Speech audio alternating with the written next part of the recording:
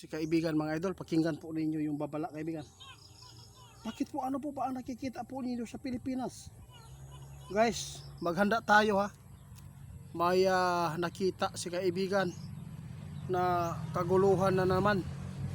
Hindi natin alam mga idol ha, kung ano po ang kaguluhan na mangyayari. Mga idol, nakakabahala ito ngayon dahil mayroon pong nakita si kaibigan, nakita nila na mayroon daw mangyayaring kaguluhan po dito sa ating bansa. Kaya itanong natin kung ano po ang dahilan kaibigan. Patay. Mga idol, isa na po dito sa gulo ng flood control ha, dahil sa dami pong mga tao ang nagigipit po, yung mga taong lumalaban po, no? Lumalaban ng patas para lang maipagtanggol ang taong bayan. Mga idol, sign daw, nasabi ng ating kaibigan, may sign daw na pumasok doon sa kanila na mayroon pong kaguluhan na kaabang. Lalo na mga idol, nakakabahala ito dahil mayroon po nagpaabot sa atin na may lockdown. Hindi pa natin alam mga idol ha. Sa totoo lang, sinabi ng ating kaibigan kung ano po ang alas po ngayon ng ating presidente. Yun po ay ang martial law.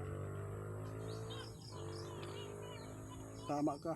Pag ginaya po niya ang kanyang tatay, matutulad talaga tayo at matutulad po talaga siya ng kanyang tatay. Masakit man mga idol, no? Na yung mga tulad natin mas lalong nahihirapan.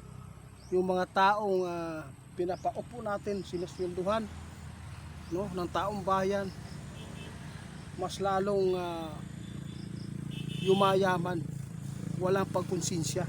Kaya hindi pa natin alam mga idol kung ano ang mangyayari sa Pilipinas.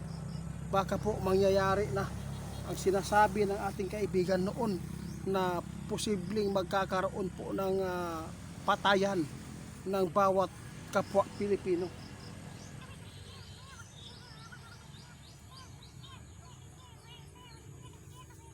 Diyos ko. Mga idol, kayo na lang bahala po, no? Dahil mayroon na naman pong babala si kaibigan na ito ay nakita nila, ipinapahanda tayo. Baka po mangyayari po ang kaguluhan sa Pilipinas, lalo na magdeklara ng martial law, mas lalo magkaka-stress pa ang mga tao. Wala nang ibang nakita natin ngayon mga idol na pinagtutuunan nila. Yung puro na lang po nakawan, flood control na lang po lagi ang pinag-uusapan nila. Hindi naman flood control pala, kundi yung impeachment po lagi ang inuuna nila mga idol. Kawawa po ang mga tao na hindi nabigyan ng magandang serbisyo po. Oo, mga idol, ito lang ang advice ni kaibigan ngayon. Huwag lang kayo magpadala para hindi tayo mapapahamak sa huli. No, huwag tayo magpadala sa tukso ng galit, no? Dahil itong nangyayari po ngayon, no, ginigipit po nila ang mga tao na lumalaban dahil gusto nila makagawa yung taong ginipit nila ng masama at makapanakit, at doon po umpisa o sign na ng martial law yan mga idol. Pwede nang magdeklara kung mayroon pong mga rally na mangyayari pa dito sa ating bansa na mayroon pong mapapahamak na mga buhay. Sige, salamat. Guys, si kaibigan nagpaalam na. Yun lang po ang kanyang ipinapaabot ngayon. Mag-ingat po tayo mga idol, no?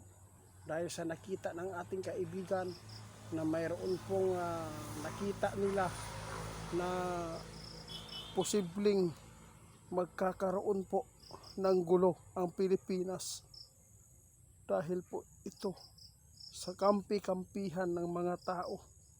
Hanggang ngayon nagpapatuloy po ang siraan, pero lugi lang po ang mga lumalaban dahil lagi pong naiipit dahil yung mga tao na kinokontrol po ng mga namumuno, talagang sumusunod sila sa utos ng kanilang leader.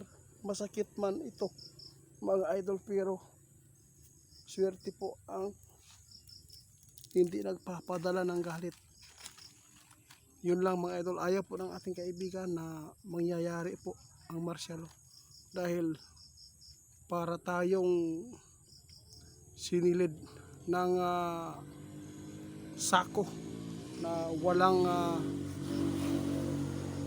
singawan. Yun po mga idol, talagang wala tayong kalayaan na ngayon na mag-react. Kaya kung mawala itong Facebook, mas lalong kawawa tayo, dahil hindi natin alam po ang pangyayari sa paligid. Napakalaking tulong man ang Facebook mga idol, pero nadadamay lang tayo sa mga taong mga mapanakit o mga hindi maganda ang pag-iisip. Nadamay po ang mga tao na naghanap buhay sa Facebook ng marangal mga idol. Salamat po, sana maintindihan po ninyo ang mga babala, dahil mayroon po nagpaabot na lockdown ha. Hindi natin alam kung di man ito virus, posibleng kaguluhan po ang nakita ngayon ng ating kaibigan.